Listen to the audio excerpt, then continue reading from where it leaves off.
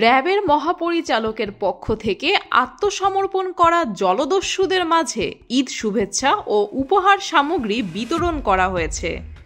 বৃহস্পতিবার খুলনায় র্যাব ৬-এর অধিনায়ক আত্মসমর্পণকৃত জলদস্যুদের মাঝে ঈদ শুভেচ্ছা, উপহার সামগ্রী ও নগদ টাকা তুলে দেন।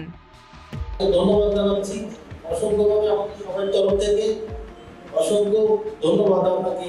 আপনারা সবাই ভালো থাকেন। আমরা আত্মসমর্পণ করবো, খুব ভালো আছি, আমাদের কোনো সমস্যা নেই, বাচ্চা কাচ্চাদের নিয়ে খুব সুখে আছে।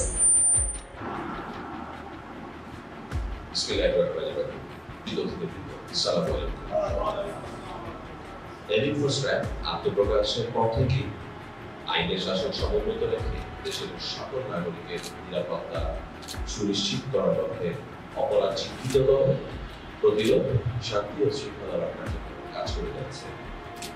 জলদস্যুতা, জঙ্গিবাদ সহ বিভিন্ন ধরনের অপরাধ রোধে র্যাব বদ্ধপরিকর। দেশের দক্ষিণাঞ্চলে জলদস্যুতা মুক্তকরণে র্যাব ৬ সবসময় অগ্রণী ভূমিকা পালন করেছে। র্যাবের সক্রিয় অংশগ্রহণের মাধ্যমে গত ১ জলদস্যু মুক্ত ঘোষণা করা হয়।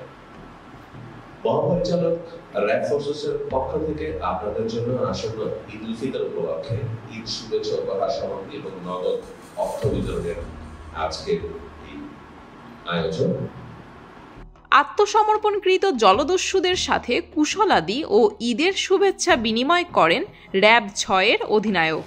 এ সময় তিনি আত্মসমর্পণকারী কয়েকজনের ব্যক্তিগত সমস্যার কথা ধৈর্য সহকারে শোনেন এবং তাৎক্ষণিক সমাধানের নির্দেশ প্রদান করেন। জান্নাত মিতু, খুলনা গেজেট।